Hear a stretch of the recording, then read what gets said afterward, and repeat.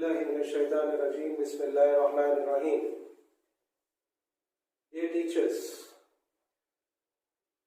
I hope the last 5 modules which you have went through have given you a lot of insight into what is education, aims of education, इनके मकासद क्या हैं. Then we had discussed on teacher and mentor. उस्ताद किसे कहते हैं, फिर मुरब्बी किसे कहते हैं, ये आपने तलमीज़ साहब से सुना. फिर उसके बाद हमने होलिस्टिक एजुकेशन क्या है, यानी हमारा जो लर्निंग आउटकम होना चाहिए क्लासरूम के अंदर, और इस ट्रेनिंग के अंदर भी जो लर्निंग आउटकम है, हम ये चाहते हैं कि ट्रेनिंग ख़त्म होते होते जो है हम सबको ये समझ में आए कि एक ऑलराउंड डेवलपमेंट किसको कहते हैं, होलिस्टिक एजुकेशन किसको कहते हैं. क्योंकि हमको उन्हीं चीज़ों को क्लासरूम में जाके इम्प्लीमेंट करना है. आज के ज़माने के हिसाब से हमको बच्चों के अंदर वो सारी चीज़ें सिखानी हैं जो उनके लिए ज़िंदगी में मायने रखती हैं और साथ साथ उनकी ज़िंदगी बन सकती है, और एक बात और जो अहम है वो आखिरत भी बन सकती है. तो ये इन चीज़ों पे हम गुफ्तगू किए. आपके असाइनमेंट्स मुझे मिले, माशाअल्लाह.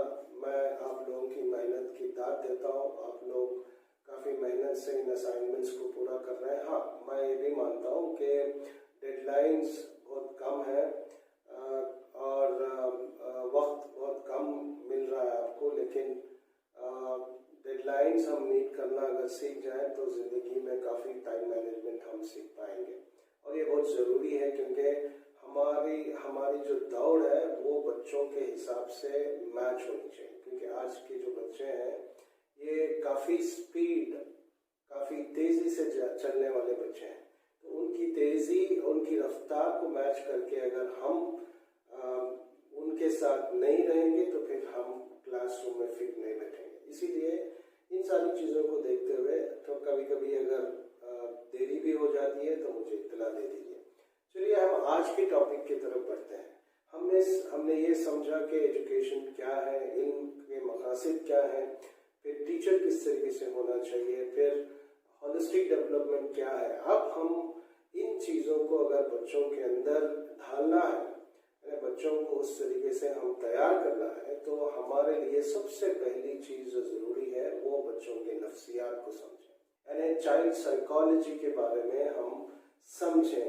उनकी साइकोलॉजी क्या है, उनकी नफ्सियात क्या है, वो किस तरीके से बिहेव करते हैं, उनके खाने की आदत क्या है, वो किस माशरे में रह रहे हैं, उससे उन पे क्या असर पड़ रहा है, वो किस तरीके से बड़े हो रहे हैं.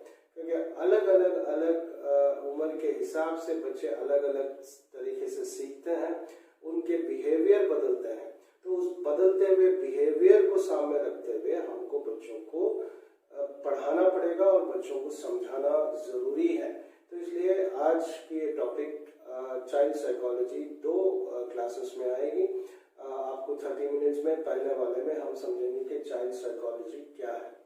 चाइल्ड साइकोलॉजी जनरल जो स्टेटमेंट है उसका जो डेफिनेशन है, child psychology is a study of subconscious and conscious child development. Child psychologist observe how a child interacts with teachers, interacts with peers. यानी बच्चे अपने घर वालों के साथ किस तरीके से किस बिहेव करते हैं, उनके साथ बातचीत करते हैं, उनके साथ किस तरीके से रहते हैं, उनकी आदतें क्या हैं, वो किस तरीके की आदतें सीखते हैं, अपने दोस्तों के साथ किस तरीके से रहते हैं, उनके साथ क्या गुफ्तगू करते हैं, दोस्तों के साथ जब रहते हैं तो उनका जो मिजाज किस तरीके से होता है, घर में माँ बाप के साथ होते हैं तो उनकी मिजाज कैसी होती है. वही बच्चा अगर क्लासरूम में आता है तो टीचर के साथ जब रहता है क्लास में 24, 25 या 30 बच्चों के साथ, तो उनकी मिजाज क्या होती है. इन चीज़ों के बारे में ही हम चाइल्ड साइकोलॉजी कहते हैं. कॉन्शियस एंड सबकॉन्शियस माइंड जो है उसके हिसाब से जो डेवलपमेंट होता है, उस डेवलपमेंट के बाद उस डेवलपमेंट की स्टडी को हम चाइल्ड साइकोलॉजी कहते हैं. तो इस मेंटल डेवलपमेंट यानी जिस्मानी, फिजिकल डेवलपमेंट जो होता है उसके साथ साथ जहन भी जो है डेवलपमेंट होना है, जहन की डेवलपमेंट भी इतनी इंपॉर्टेंट है। मेच्योरिटी लेवल्स बढ़ते होने चाहिए। इसीलिए कभी कभी हम देखते हैं कि बच्चे बड़े होने पर भी जो है बच्चों की हरकतें करते हैं। तो ये क्यों है? बड़े होने के बाद भी हम कभी कभी बच्चों की हरकत करते हैं। तो इन सारी चीज़ों के बारे में ही चाइल्ड साइकोलॉजी कहते हैं। और हम चाइल्ड साइकोलॉजी के डेफिनेशन को समझते हुए हम आगे चलेंगे कि व्हाई इट इज इम्पोर्टेंट, यानी चाइल्ड साइकोलॉजी समझना क्यों है। Every child should have a healthy development. ये बात मैं और आप बखूबी जानते हैं, समझते हैं कि हर बच्चा जो है उसका हक है कि वो एक सही मायने में अपनी डेवलपमेंट करें, उनकी डेवलपमेंट हो। यानी फिजिकली बच्चे बड़े होने चाहिए, तंदुरुस्त होने चाहिए, उसके साथ साथ मेंटली तंदुरुस्त होने चाहिए। मेंटली मैच्योरिटी लेवल बढ़ती होनी चाहिए। उनको समझ में आना चाहिए कि ये सारी चीज़ें, दुनिया क्यों इस तरीके से बनी है, घर में जो लोग रहते हैं वो क्यों हैं, वो लोग अगर माँ कुछ कहती है तो क्यों कह रही है, बाप कुछ कह रहे हैं तो क्यों कह रहे हैं। फिर आगे जाके जब स्कूल में आते हैं तो स्कूल के कायदे कानून क्या है, किस तरीके से खाना चाहिए, किस तरीके से पीना चाहिए, किस तरीके से सोते हैं, फिर किस तरीके कौन सी चीज़ खानी है, कौन सी चीज़ नहीं खानी, ये सारी चीज़ें समझना, ये मेंटली बच्चों के अंदर डेवलपमेंट होनी चाहिए। अखलाक भी डेवलप होने चाहिए, साथ साथ अखलाक भी बनने चाहिए। Child psychology can help you understand the child, understand the normal and abnormal behaviour. कभी कभी बच्चे अबनॉर्मल बिहेव करते हैं। क्यों करते हैं बच्चे अबनॉर्मल बिहेवियर? मतलब अजीब व गरीब बिहेवियर करते हैं बच्चे। या बच्चे हमेशा, आप जो अगर आप फाउंडेशन टीचर्स हैं तो आप ज़्यादातर ये फाउंडेशन लेवल पे आपको ये आप देखेंगे कि बच्चे कभी कभी क्लास में अच्छे मूड में रहते हैं, जैसा आप बोलते हैं वैसा सुनते हैं, जो सिखाते हैं वो सीखते हैं। लेकिन अचानक किसी एक दिन जो है आप देखेंगे कि बच्चों को सीखने या बात करने का मूड ही नहीं रहता। ये अबनॉर्मल बिहेव करना शुरू करेंगे। क्यों? तो इसकी कई वजह हो सकती है। तो ये नहीं है कि वो बच्चा अबनॉर्मल है। अबनॉर्मल मतलब ये नहीं है कि बच्चे अजीब व गरीब बिहेव करते हैं तो ये समझते हैं कि बच्चे क्या कहीं दिमागी बीमारी का शिकार हो गए तो इसलिए इस तरीके से बिहेव कर रहे हैं। नहीं, मैं और आप भी अबनॉर्मल बिहेव करते हैं। कभी कभी किसी बात पे नाराज हो जाते हैं, किसी बात कोई बात अगर पसंद नहीं आती तो हम गुस्से में आ जाते हैं, एक पागलपन जैसा बिहेवियर करते हैं। तो बच्चे भी इसी तरीके से करते हैं। तो इनको समझना है। फिर उसके हिसाब से जो है टीचर्स समझेंगे तो फिर बच्चों को उस अबनॉर्मलिटी में किस तरीके से बच्चों को कम्युनिकेट करें, किस तरीके से बच्चों को समझाएं, ये भी हमारे लिए बहुत ज़रूरी है। अबनॉर्मल बिहेवियर में सब्र की बहुत ज़्यादा ज़रूरत होती है। Teach the child on coping mechanism for managing emotions. Emotional intelligence के बारे में हम काफ़ी सुनते हैं। अगर आप नहीं सुने हैं तो इमोशनल इंटेलिजेंस, जिसको EQ इमोशनल कोएफिशिएंट कहते हैं, मतलब पहले जो है IQ होता था ना, इंटेलिजेंस कोएफिशिएंट मतलब दिमागी तौर पे बच्चे जो है इंटेलिजेंस टेस्ट किया जाता था, IQ टेस्ट जिसको कहते हैं। IQ टेस्ट लेवल जब करते हैं तो IQ का जो लेवल बढ़ता है तो बच्चे ज्यादातर स्मार्ट है, ज्यादा होशियार है समझते हैं। आज IQ टेस्ट नहीं करते हैं, आज EQ टेस्ट करते हैं, इमोशनल कोएफिशिएंट की टेस्ट करते हैं। मतलब अपने जज्बात को कितना काबू में रख पा सकते हैं बच्चे। क्योंकि आजकल आप देख रहे हैं कि छोटी छोटी चीज़ों पे बच्चे नाराज हो जाते हैं, घर में हलचल मचा देते हैं। कोई चीज़ अगर खरीद के ना लें तो रोड पे दुकान में जो है जिद करना शुरू कर देते हैं। बड़े जैसा होते हैं तो फेल्यूर में अगर जाते हैं बच्चे, एग्जाम्स में अगर ठीक नहीं कर पाते हैं या माँ बाप कुछ नहीं दिलाते, तो हमने कई इंसिडेंट्स आप और मैं अखबार में पढ़ते हैं कि बच्चे सुसाइड कर लेते हैं। पिछले 1 साल में अगर आप देखेंगे तो कई बच्चे जो है स्कूल ना जाने की वजह से, डिप्रेशन लेवल में जाने के बाद, कई माँ बाप के बाद फोन नहीं होने की वजह से, ऑनलाइन क्लासेस नहीं चलने की वजह से, सिर्फ फोन नहीं दिलाने की वजह से कुछ बच्चों ने सुसाइड कर लिया, उन्होंने खुदकुशी की है। तो ये इमोशनल बैलेंस, जो इमोशनल कोएफिशिएंट मतलब अपने जज्बात को काबू ना रख पाने की वजह से ही ये सारी चीजें हो रही हैं। तो इमोशनल इमोशंस को किस तरीके से मैनेज किया जाए, उनके इमोशंस को समझें, उनके जज्बात को समझें, फिर तब जाके हम उनकी ज़िंदगी में काफ़ी सारी तब्दीली ला सकते हैं। तो ये इसीलिए हमारे लिए ज़रूरी है कि बच्चों की साइकोलॉजी हम समझें। अब चाइल्ड साइकोलॉजी के बारे में 4 चीज़ें हैं जो 4 तरीके से डेवलपमेंट्स होता है। सबसे पहली डेवलपमेंट बच्चों के अंदर होती है फिजिकल डेवलपमेंट। जब नॉर्मल बच्चों की पैदाइश होती है तो उस वक्त की फिजिकल डेवलपमेंट आप लोग बखूबी देखे हैं। फिर आहिस्ता आहिस्ता जब बच्चे बढ़ते हैं तो 2 साल 1 साल के अंदर बच्चे बैठने शुरू करते हैं, फिर आहिस्ता आहिस्ता चलना शुरू करते हैं, फिर बोल चाल आती है, मतलब बोलना शुरू करते हैं, हाथ पैर बढ़ते हैं, बच्चे जो है तंदुरुस्ती से जो है उनके अंदर वो फिजिकल डेवलपमेंट होती है, मोटे होते हैं। उम्र के हिसाब से फिजिकली डेवलपमेंट होती रहती है बच्चों के अंदर। उसके लिए क्या करना चाहिए? हमारे लिए ज़रूरी कि हम सही खुराक दें, मतलब सही न्यूट्रिशनल बैलेंस फूड माँ बाप खिलाएं, फिर उनको खेलने के लिए मौका दें। ये सारी चीज़ें जो है आप फिजिकल डेवलपमेंट के अंदर दे सकते हैं। फिर उसके साथ कॉग्निटिव डेवलपमेंट, जिसको हम कॉग्निटिव डेवलपमेंट कहते हैं, दूसरा वाला जो डेवलपमेंट बच्चों के अंदर होना चाहिए वो कॉग्निटिव डेवलपमेंट है। कॉग्निटिव डेवलपमेंट का मतलब जहनी तौर पे बच्चे भी बढ़े, मतलब पढ़ने के फिजिकल डेवलपमेंट के साथ साथ दिमाग में जो है दिमागी डेवलपमेंट भी हो, मेच्योरिटी लेवल बढ़ती जाए। मतलब छोटे बच्चों को समझ में आना चाहिए कि ये चीज़ ये नहीं करना चाहिए, ये करना चाहिए, खाने के तरीके इस तरीके से होते हैं। बचपन में ये चीज़ें नहीं होती, उनको समझ में नहीं आता है कि किस तरीके से खाना खाएं। तो आहिस्ता आहिस्ता जब हम सिखाएंगे तो ऑटोमेटिकली बच्चे हर चीज़ करना शुरू करेंगे जो सही तरीका है, तो उसको कॉग्निटिव डेवलपमेंट कहते हैं। फिर तीसरी वाली जो चीज़ है वो स्पीच एंड लैंग्वेज डेवलपमेंट हम कहते हैं। यानी स्पीच और लैंग्वेज डेवलपमेंट के बारे में भी अगर हम कहेंगे तो बातचीत यानी बोलचाल। फिर चौथी चीज़ है सोशल एंड इमोशनल डेवलपमेंट। अभी आप स्क्रीन पे जो देख रहे हैं वो फिजिकल डेवलपमेंट है, जो हाइट एंड वेट दोनों चीज़ों से बच्चे जो है आगे बढ़े। दूसरा कॉग्निटिव डेवलपमेंट है, थिंकिंग प्रोसेस, सोचने का जो तरीका है, सोचने का जो प्रोसेस है, मतलब ये करना है, इसके बाद ये करना है। हम सुबह उठते हैं तो हमारे लिए ज़रूरी है कि हम सबसे पहली चीज़ है कि हम ब्रश करें, ब्रश करने के बाद पानी नहाएं, पानी नहाने के बाद पाक साफ कपड़े पहने। पाक साफ कपड़े क्यों पहने, ये सारी चीज़। फिर फजर की नमाज़ पढ़ें, नमाज़ पढ़ने के लिए जाएं तो हम पाकी से रहें, वज़ू करें। फिर खाना खाने बैठते हैं तो हाथ धोएं, खाना खाने से पहले हाथ धोएं, खाना खाने के बाद हाथ धोएं। खाना खाते वक्त जो है खाना खाने से पहले दुआ पढ़ें, फिर खाना खाते वक्त जो है बातचीत ना करें। ये सारी चीज़ें जो है बच्चों के अंदर बच्चे सोचना शुरू करते हैं, ये प्रोसेस आनी चाहिए। एबिलिटी टू लर्न, सीखने की, खुद से सीखने की चीज़ें, खुद से सीखने की सलाहियत उनके अंदर आनी चाहिए।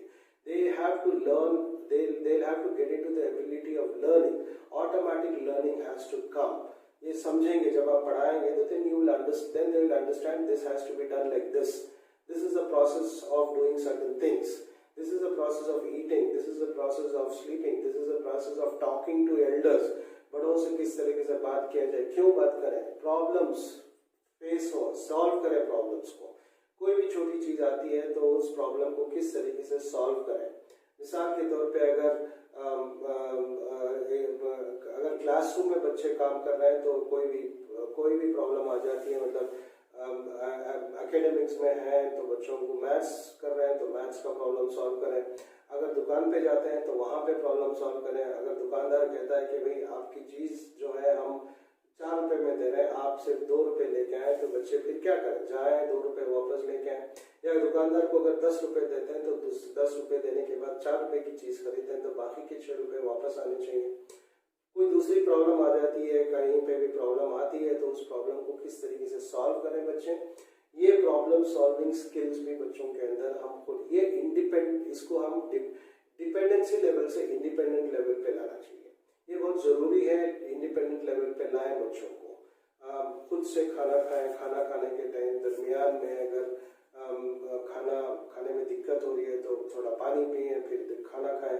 तो ये कपड़े नहीं पहने, ये कपड़े पहने, हर प्रॉब्लम को सॉल्व करें और ओवरऑल इंटेलिजेंस इंटेलिजेंस, इससे कॉग्निटिव डेवलपमेंट में बढ़ना चाहिए। तो ये ओवरऑल डेवलपमेंट कॉग्निटिव डेवलपमेंट में होता है। Child's ability to understand and use language. Children also start learning simple words. फिर आहिस्ता आहिस्ता जब बच्चे बढ़ते हैं तो छोटे छोटे अल्फाज, अम्मी, अब्बा यानी मम्मी, पापा, फिर आहिस्ता भाई बहन, दादा दादी, नानी, तो खाना, पानी, ये छोटे छोटे अल्फाज बच्चे सीखना शुरू करते हैं। ये डेवलपमेंट स्पीच और लैंग्वेज डेवलपमेंट होती है। ये आहिस्ता आहिस्ता फिर बच्चे शुरू में पहले बच्चे जो है उसके लिए साइन लैंग्वेज यूज करते हैं। पानी के लिए बच्चे कहेंगे कि पानी चाहिए, फिर बुलाने के लिए कहेंगे कि इधर आइए, अलग अलग साइन लैंग्वेज यूज करेंगे। फिर बाद में जो है माँ बाप जो बता रहे हैं उस अल्फाज को सुन के फिर ऑटोमेटिकली लैंग्वेज डेवलपमेंट होती है। आखिर में जो है child learns to interact with others including helping themselves and self control. चौथी डेवलपमेंट है सोशल एंड इमोशनल डेवलपमेंट। शुरू में आप देखेंगे बच्चे जब छोटे रहते हैं तो माँ बाप, नानी, नाना या घर में जो लोग हैं 4-5 लोग, उन्हीं से अटैच रहते हैं। उससे हट के किसी और के पास जाना, किसी और से बात करना, ये उनके लिए एक मान लीजिए कि ऐसे होता है कि कोई उनके लिए कोई खतरनाक चीज है। कोई लोग मेहमान आ जाते हैं तो मेहमान को देख के डरना शुरू हो जाते हैं बच्चे, उनसे बात करने के लिए डरते हैं। फिर आहिस्ता आहिस्ता जो है बच्चे सोशल सर्कल में आते हैं। शुरू में 4 दीवारी के अंदर घर के लोगों से मेल जोल में रहते हैं। फिर आहिस्ता आहिस्ता जब स्कूल आना शुरू करते हैं 2.5 साल, 3 साल, 3.5 साल की उम्र में, फिर वहां पे आप देखेंगे कि पहले हफ्ते में बच्चे काफी रोते हैं। क्यों रोते हैं? इसलिए नहीं कि उनके स्कूल में बैठना पड़ता है, इसलिए रोते हैं कि बच्चे जो है इन लोगों को जो है नए लोगों को देख के ये समझते हैं कि कौन सी दुनिया में आ गए। हमारी दुनिया तो इतनी ही थी, माँ थे, बाप, वालिद थे, फिर घर में नाना या नानी या दादा या चाचा चाची या कोई और रिश्तेदार भाई बहन थे। लेकिन अब अचानक जो है ये सारे लोग नए लोग दिख रहे हैं। तो ये नए लोग कौन है?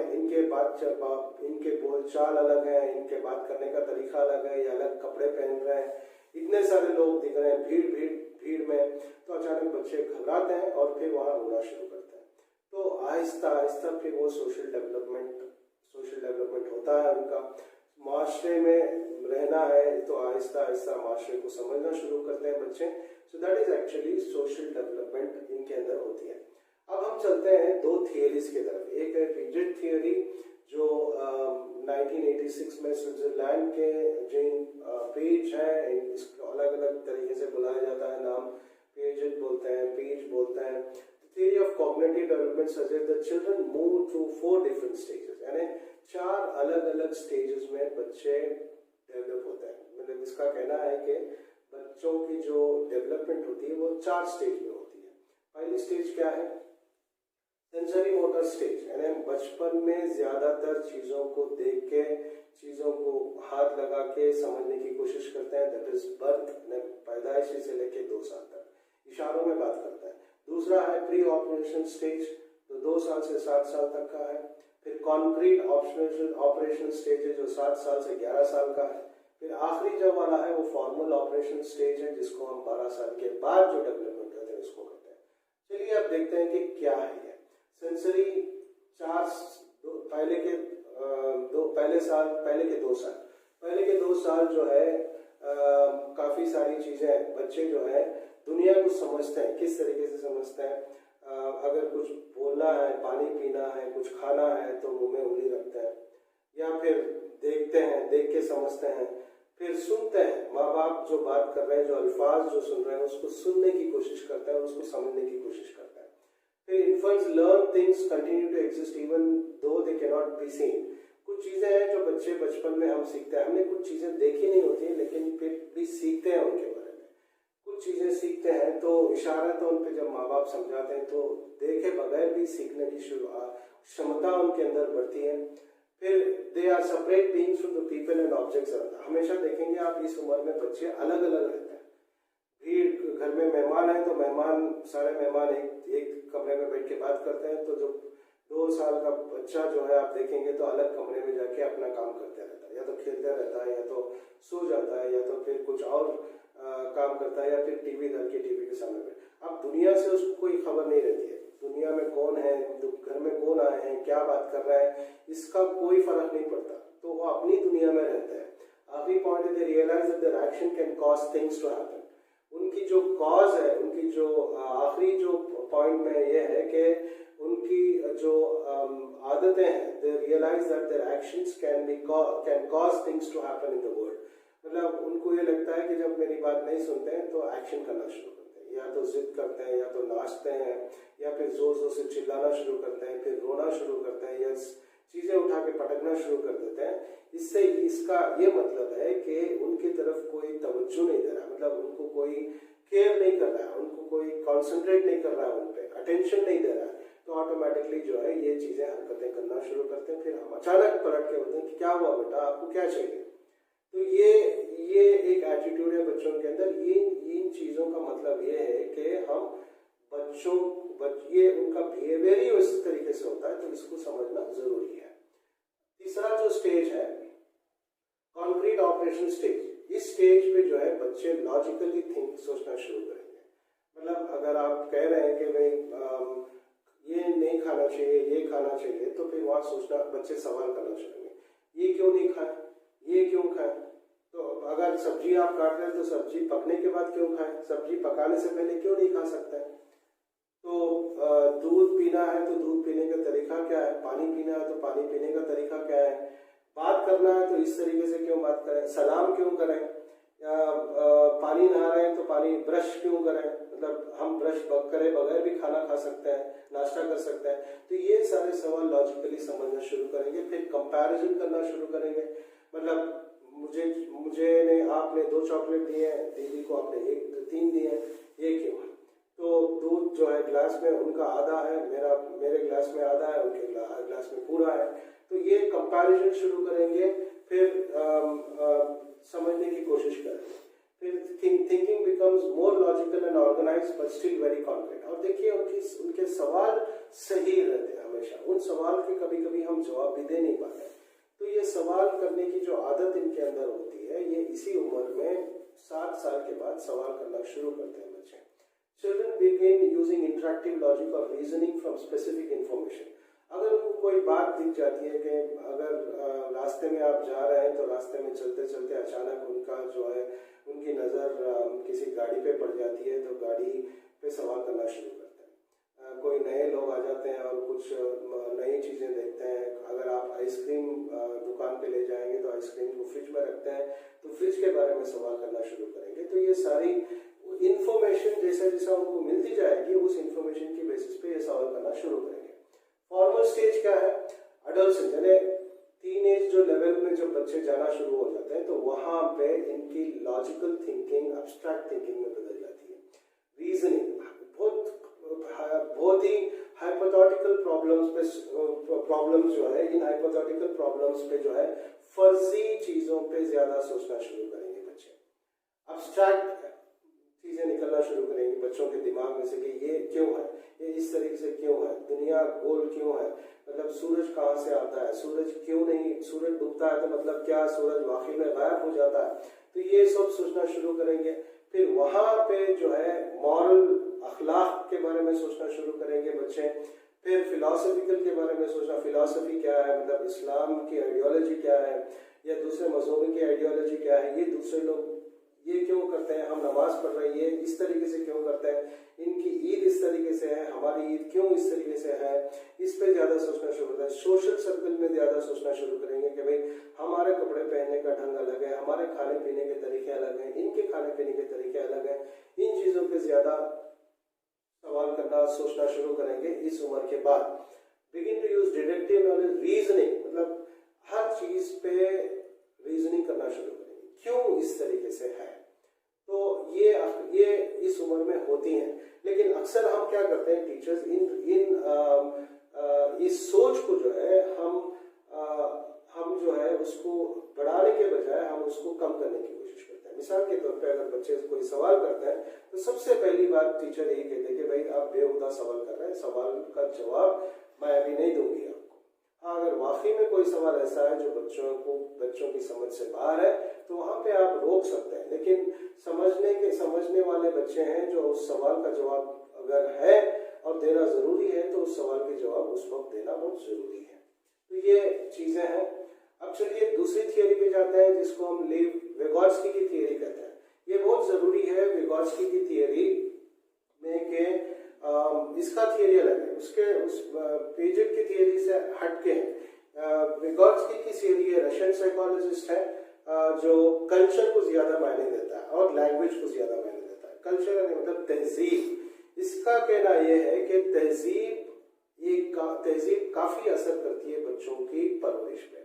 बच्चों की ये काफी हद तक सही भी है। अगर हम आप देखते हैं तो हमारे घर के माहौल में अगर मान लीजिए कि मैं इस एक उम्र के बाद बच्चों के साथ बच्चों को जो है बच्चे मुझे देख रहे हैं, मेरी जो लैंग्वेज है, मैं जिस तरीके से बात करता हूँ घर में अपनी अहलिया से, अपने माँ बाप से, उन चीज़ों को देख के जो है बच्चे जो है सीखते हैं। दूसरा जो है दूसरी चीज़ जो है आदत है।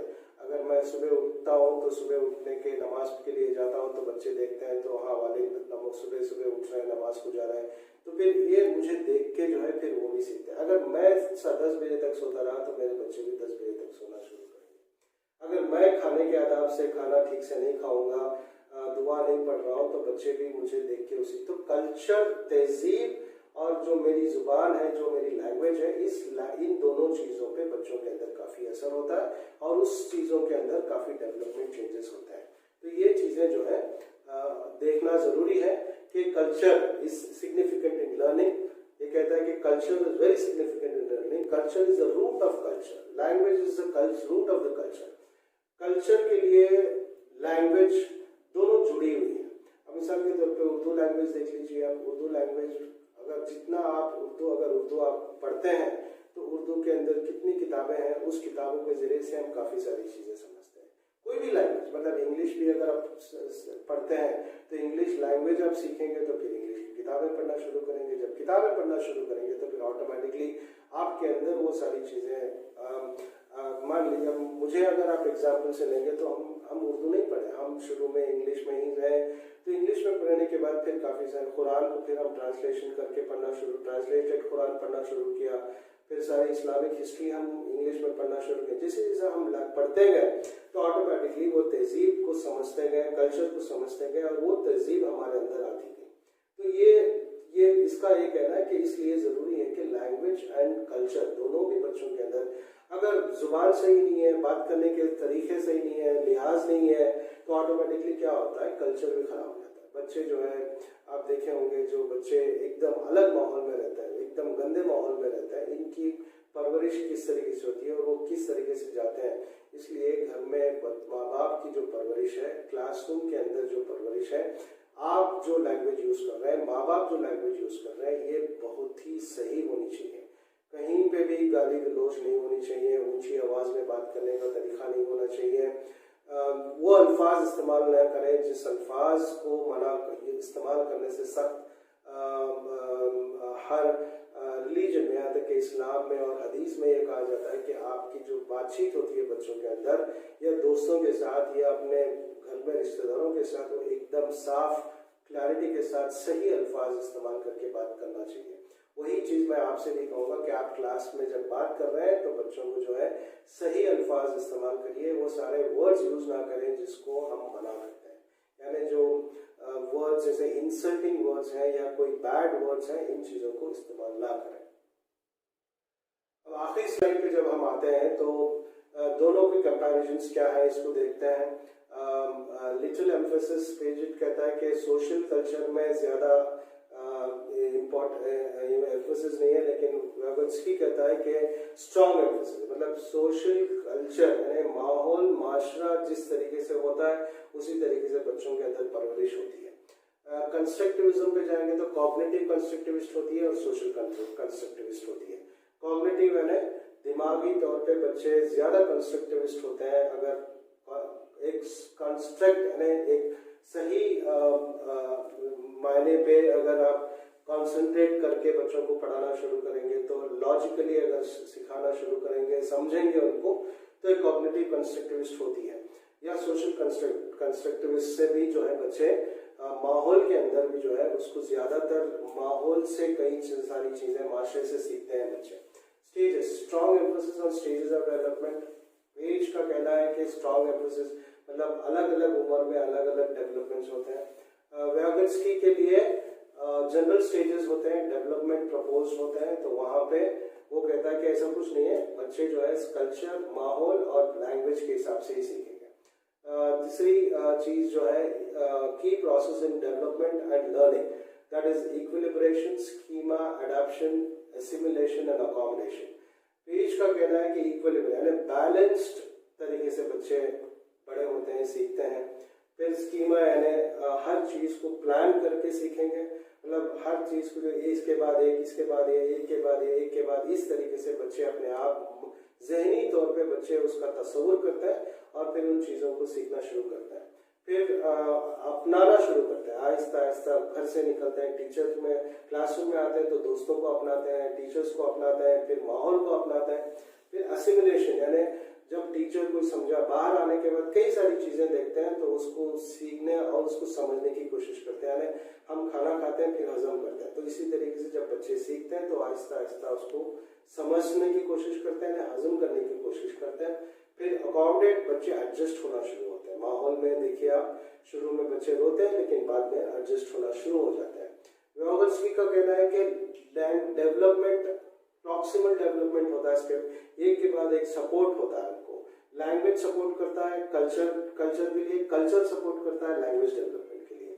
फिर रोल ऑफ लैंग्वेज बहुत मिनिमल कहता है। पीच का कहना है कि लैंग्वेज डेवलपमेंट शुरू में बहुत कम होता है, ज्यादातर एक्शन ओरिएंटेड होता है, लेकिन व्यागोत्स्की का कहना है कि मेजर, उसके हिसाब से कहना है कि अब थियरी अलग अलग है, लेकिन कभी कभी इसकी थियरी एक बच्चे पे फिट बैठती है, दूसरी की थियरी दूसरे बच्चों पे फिट बैठती है। बच्चे अलग अलग मिजाज के बने हुए थे, जहन अलग है, फिजिकली हम अलग अलग हैं, हमारे सोचने तरीके अलग अलग हैं।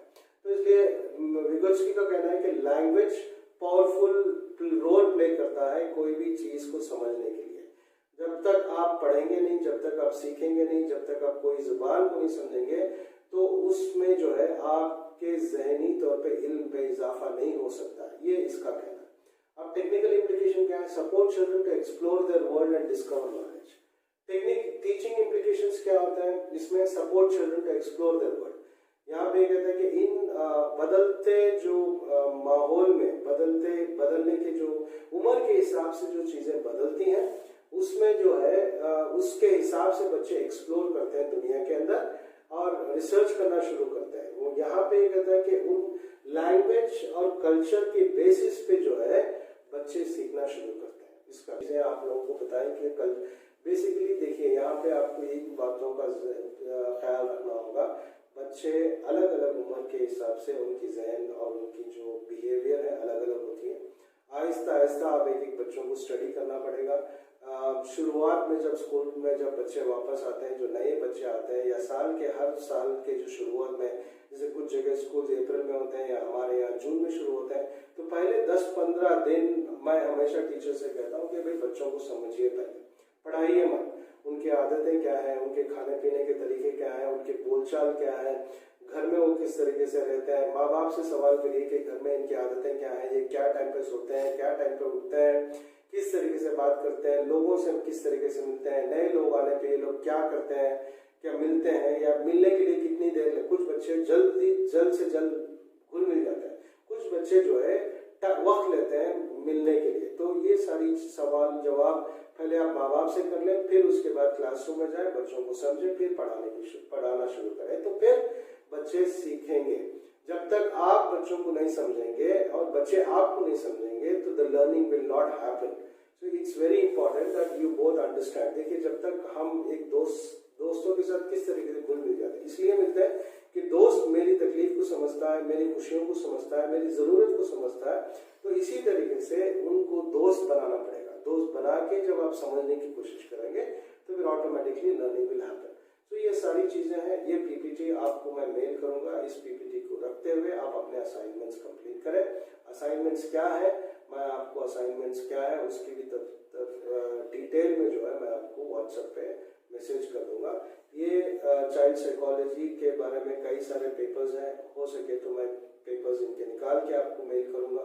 वो पेपर्स स्टडी करिए, स्टडी करने के बाद अपने असाइनमेंट्स करिए और आहिस्ता आहिस्ता कल फिर जो इसके बाद वाला जो मॉड्यूल है वही मॉड्यूल को हम इसी चाइल्ड साइकोलॉजी के बारे में दूसरे शख्सियत क्या कहते हैं उसके बारे में समझने की कोशिश करेंगे।